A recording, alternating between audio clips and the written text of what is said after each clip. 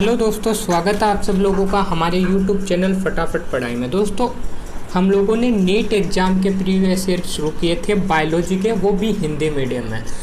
मैं बता दूं आप लोगों को कि बायोलॉजी में अपने बॉटनी और जूलॉजी को मिलाकर टोटल 38 चैप्टर हैं, जिनमें से हम लोगों ने 28 चैप्टर को कवर कर लिया है। और आज अपना जो है 29वां चैप्टर है, जो कि है खाद्य उत्पादन में वृद्धि की कार्यनीति, 12th का 9 नंबर चैप्टर। और इसका पहला क्वेश्चन अपना नीट 2019 में आया हुआ क्वेश्चन है। देखो, अनुचित या गलत कथन को चुनना है। तो अंतः प्रजनन की कुछ बातें दे रखी है, तो सबसे पहले हम लोग अंतः प्रजनन को डिस्कस कर लेते हैं। अंतः प्रजनन क्या होता है कि अधिकतम समीपस्थ संबंधित जीवों के बीच 4 से 6 पीढ़ियों तक संगम करवाया जाता है अंतः प्रजनन में, और इसके द्वारा हम लोग शुद्ध वंशक्रम प्राप्त करते हैं। और ध्यान रखना, अंतः प्रजनन से समयुग्मकता बढ़ती है। इसके अलावा जो है अंतः प्रजनन क्या करता है, अंतः प्रजनन से हम लोग जो अप्रभावी हानिकारक लक्षण होते हैं वो प्रदर्शित हो जाते हैं अंतः प्रजनन से। तो अंतः प्रजनन का यूज हम लोग करते हैं कि ये जो जीन है जो अप्रभावी हानिकारक लक्षण के लिए उत्तरदायी है, इस वांछित जीन को हम लोग संग्रह करते हैं और अवांछित जीन को निष्कासन में मदद करता है अंतः प्रजनन। और अंतः प्रजनन की मैं बात करूँ तो ध्यान रखना, अंतः प्रजनन जो है वो उत्पादकता को बढ़ाता है। अंतः प्रजनन उत्पादकता को बढ़ाता है क्योंकि इसमें हम लोग प्रत्येक स्तर पर चयन करते हैं। लेकिन अगर ऐसा बोल दे कि निरंतर कंटिन्यूअस अंतः प्रजनन करवा रहे हैं, तो उससे कंटिन्यूअस अंतः प्रजनन करवाने से जनन क्षमता और उत्पादकता घटती है, और इसे हम लोग अंतः प्रजनन अवसाद कहते हैं। क्लियर है? तो पहला ऑप्शन देखो अपना क्या है, अंतः प्रजनन श्रेष्ठ जीन के संग्रह और अवांछित जीन के उन्मूलन में सहायता करता है। बिल्कुल सही बात है। अंतः प्रजनन से हम लोग श्रेष्ठ या अच्छी जीन का तो संग्रह करते हैं और अवांछित जीन को हम लोग निष्कासित करते हैं। तो पहला सही है, हम लोगों को गलत चुनना है, तो पहला अपना आंसर नहीं होगा। इसके बाद दूसरा ऑप्शन देखो, अंतः प्रजनन समयुग्मकता में वृद्धि करता है, ये भी सही है। सी देखो, अंतः प्रजनन किसी जानवर के शुद्ध वंशक्रम में विकसित होने के लिए आवश्यक है, बिल्कुल सही बात है। डी देखो क्या है, अंतः प्रजनन हानिकारक अप्रभावी जीन का चयन करता है, सही बात है, जो जननता एवं उत्पादकता को कम करता है। सही है या गलत? देखो, अगर बोलता कंटिन्यूअस या निरंतर अंतः प्रजनन, तो वो तो जनन क्षमता और उत्पादकता को कम करता है, निरंतर कंटिन्यूअस। लेकिन केवल ऐसे बोले अंतः प्रजनन, तो अंतः प्रजनन प्राणियों में उत्पादकता बढ़ाता है क्योंकि इसमें हम लोग प्रत्येक स्तर पर चयन करते हैं, लेकिन कंटिन्यूअस में कम भी करता है। तो डी अपना गलत है, तो डी अपना इसका करेक्ट आंसर होगा। ठीक है?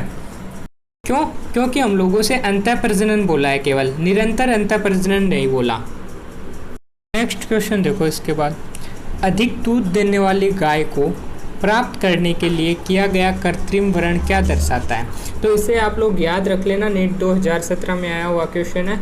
ये जो है दिशात्मक चयन या दिशात्मक वर्ण को दर्शाता है, क्योंकि यह लक्षण माध्य को एक दिशा में धकेलता है।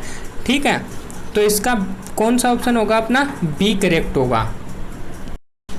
नेक्स्ट क्वेश्चन देखो, इसके बाद नीट 2017 में आया हुआ क्वेश्चन नंबर 3, पशुओं में शुद्ध वंशक्रम में समयुग्मजीव किस प्रकार प्राप्त किए जाते हैं?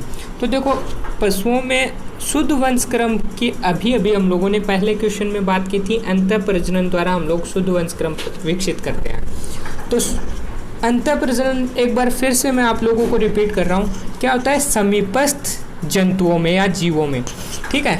या फिर मैं बोल सकता हूँ समान नस्ल या एक ही नस्ल के जो संबंधित जीव या पशु है, उनके बीच 4 से 6 पीढ़ी तक प्रजनन करवाई जाए, तो उसे हम लोग इनब्रीडिंग या अंतः प्रजनन कहते हैं। ठीक है? अंतः प्रजनन समयुग्मकता होमोजाइगोसिटी को बढ़ाता है। इसके अलावा शुद्ध वंशक्रम को विकसित करने में आवश्यक होता है, सहायता करता है। तो बस हम लोगों को शुद्ध वंशक्रम में समयुग्मजीव किस प्रकार प्राप्त किया जाता है? तो अंतः प्रजनन से। अब अंतः प्रजनन का ऑप्शन हम लोगों को देख लेना है। पहला देखो, एक ही नस्ल के संबंधित पशुओं के बीच संबंध, बिल्कुल सही बात है।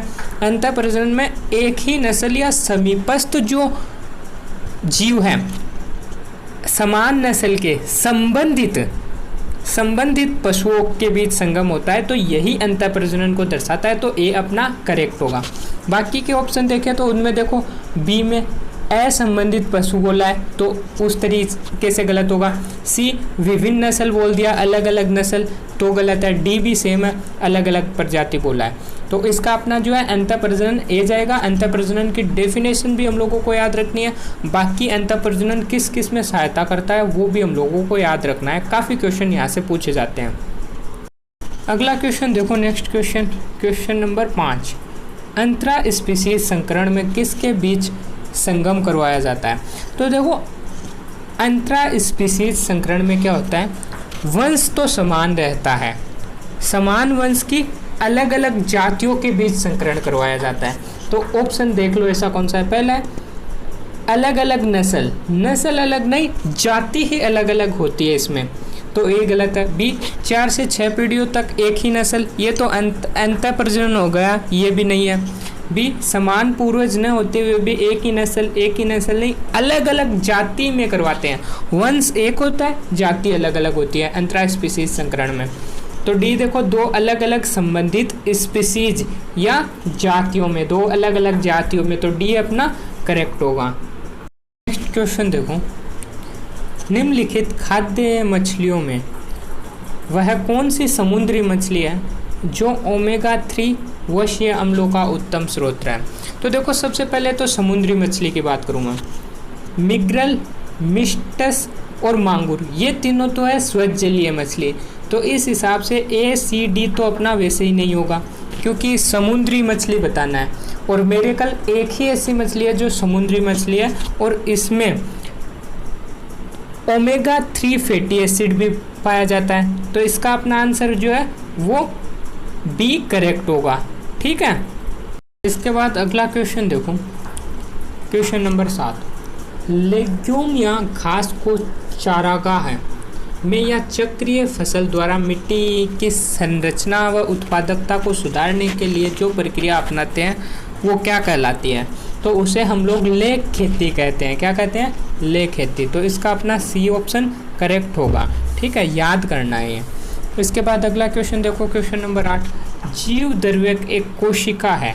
तो देखो जीव द्रव्यक जो है वो एक कोशिका है जिसमें कोशिका भित्ति को या तो यांत्रिक तरीके से या एंजाइमेटिक तरीके द्वारा हटा दिया जाता है। तो जीव द्रव्यक जो है एक कोशिका भित्ति रहित कोशिका है, तो क्या होगा इसमें? पहला है केंद्रक रहित, दूसरा है विभाजित होती हुई, तीसरा है कोशिका भित्ति रहित। तो कोशिका भित्ति रहित सी ऑप्शन अपना करेक्ट होगा।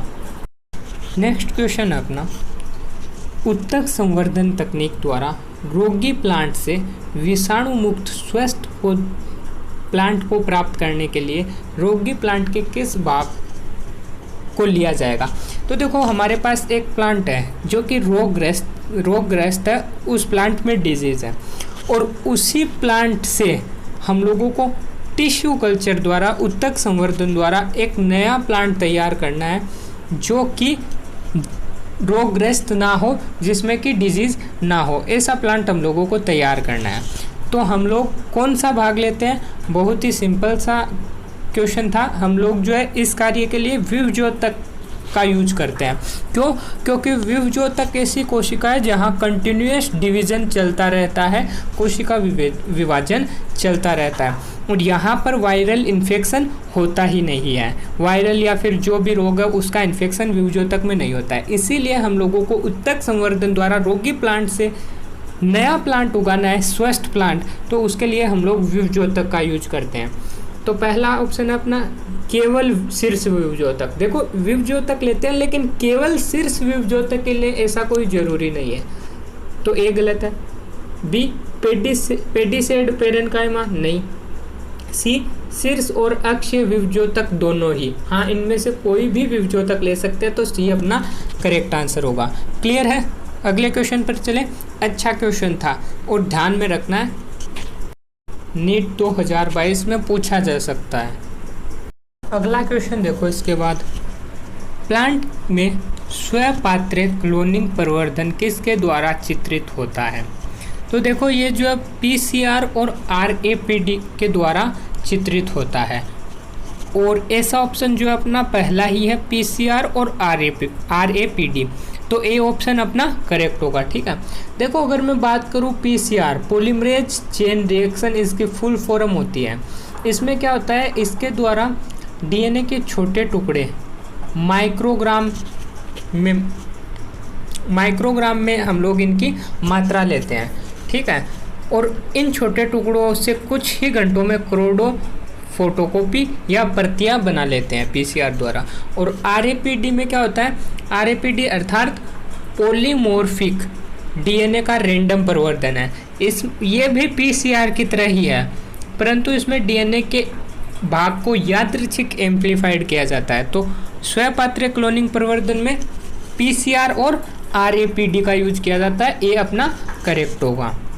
इम्पोर्टेंट है, याद रखना है। नेक्स्ट क्वेश्चन देखो, इसके बाद क्वेश्चन नंबर 12, प्लांट प्रजनन प्रोग्राम, प्लांट ब्रीडिंग प्रोग्राम में किसी फसल के सभी जीनों के विभिन्न एलीलों के सकल संग्रह को कहते हैं। तो ये जो है जनन द्रव्य या जर्मप्लाज्म संग्रहण की परिभाषा है। तो इसका जो आंसर क्या होगा अपना, जनन द्रव्य संग्रह या जर्मप्लाज्म संग्रह। कौन सा ऑप्शन है, डी, तो डी अपना करेक्ट होगा। इसके बाद नेक्स्ट क्वेश्चन देखो क्वेश्चन नंबर 12 अभी हम लोगों ने किया था, और 13 नंबर क्वेश्चन भी हम लोगों ने डिस्कस कर लिया है। तो इन दोनों क्वेश्चन को आप लोग खुद से करेंगे, हम लोग अगले क्वेश्चन पर चल रहे हैं। ठीक है, करना है इनको आप लोगों को, और आंसर भी कमेंट करके बताना है। नेक्स्ट क्वेश्चन देखो, इसके बाद नेट 2021 में आया हुआ क्वेश्चन है। सूची 1 और 2 को मिलाना है और सही सुमेलित करना है। सूची 1 में देखो जीव द्रव्य संलयन, प्लांट उत्तक संवर्धन, मेरिस्टेम संवर्धन, विभज्योतक संवर्धन और सूक्ष्म परिवर्धन। तो देखो सूक्ष्म परिवर्धन से जो संततियाँ बनती हैं उन्हें हम लोग कहते हैं सोमा क्लोन। तो डी में अपना होगा सोमा क्लोन, डी में होगा 3। ठीक है, इसी तरीके से मेरिस्टेमिक संवर्धन, सी है विभज्योतक संवर्धन, जिससे हम लोग विषाणु मुक्त प्लांट बना सकते हैं। ठीक है, तो सी में होगा 4। पी है प्लांट उत्तक संवर्धन, प्लांट उत्तक संवर्धन में क्या किया जाता है, पूर्ण सशक्त या टोटिपोटेंट सेल को यूज किया जाता है। तो बी में होगा 1, पूर्ण सशक्ता या फिर टोटिपोटेंट सेल। और जीव द्रव्य संलयन में एक ही बचा है पोमेटो, तो ए हो जाएगा, ए जो है उसमें आएगा 2। ठीक है, अगले क्वेश्चन पर चले। इसके बाद नेक्स्ट क्वेश्चन देखो, नीट 2021 का एक क्वेश्चन है, MOET का क्वेश्चन है। सबसे पहले मैं आप लोगों को बता दूं कि MOET की जो फुल फॉर्म है वो आप लोगों को याद करनी है, क्योंकि एग्जाम में क्वेश्चन ये भी पूछा जा सकता है कि MOET की फुल फॉर्म क्या है। MOET की फुल फॉर्म होती है multiple ovulation embryo transfer technology, multiple ovulation embryo transfer technology. और ये क्वेश्चन भी यही है कि कौन MOET का चरण नहीं है। पहला बोल रहा है निषेचित अंडे 8 देखो ये 8.32 नहीं है, यहाँ ध्यान रखना, ये है 8,32 है, ये प्रिंटिंग मिस्टेक है, तो इसे ध्यान रखना। निषेचित अंडे 8 से 32, 8 या 32 कोशिका अवस्था में प्रतिनियुक्त या सेरोगेट मादा में स्थानांतरित किया जाता है। बिल्कुल सही बात है, तो पहला सही है। बी है MOET का स्टेप है पहला, बी देखो, गाय में उच्च ओव्यूलेशन के लिए LH जैसी क्रिया वाला हार्मोन दिया जाता है। सही है या गलत? मैं कह सकता हूँ गलत है, क्योंकि MOET multiple ovulation embryo transfer technology में गाय में ओव्यूलेशन उच्च हो इसके लिए FSH फोलिकुलर स्टिमुलेटिंग हार्मोन का यूज किया जाता है, ना कि LH का। तो बी अपना गलत होगा। और हम लोगों को इस क्वेश्चन में MOET का चरण नहीं है वही बताना था, तो बी अपना करेक्ट आंसर होगा। ठीक है, MOET को अच्छे से क्लियर कर लेना, काफ़ी बार एग्जाम में MOET पूछा जाता है, नीट के लिए इम्पोर्टेंट है MOET। इसके बाद आज का अपना लास्ट क्वेश्चन है बायोफोर्टिफिकेशन पर। क्वेश्चन पूछा है फसलों के बायोफोर्टिफिकेशन करने का क्या उद्देश्य है। तो देखो बायोफोर्टिफिकेशन फसलों में किया जाता है ताकि उनमें सूक्ष्म पोषक, खनिज, प्रोटीन, विटामिन आदि की मात्रा में सुधार किया जा सके। तो ऐसा ऑप्शन देख लो, पहला है सूक्ष्म पोषक एवं खनिज की मात्रा में सुधार करना, बिल्कुल बायोफोर्टिफिकेशन का उद्देश्य है। लेकिन हम लोगों से पूछा है कि जो इसका उद्देश्य नहीं है वो बताना है, तो ए तो उद्देश्य है, तो ए तो आंसर नहीं होगा। इसके बाद बी देखो, बी है प्रोटीन की मात्रा में सुधार करना, ये भी इसका उद्देश्य है, तो बी भी नहीं होगा अपना। सी है रोग की प्रतिरोधकता में सुधार करना, ये बायोफोर्टिफिकेशन का उद्देश्य नहीं है, तो सी इसका उद्देश्य नहीं है, तो इसका आंसर अपना सी ही होगा, क्योंकि जो उद्देश्य नहीं है वो हम लोगों को बताना था। ठीक है, क्लियर है। इसी के साथ आज का अपना ये वीडियो भी कंप्लीट हुआ, और अगर आप लोगों को हमारा वीडियो पसंद आया तो इसे लाइक करो, शेयर करो और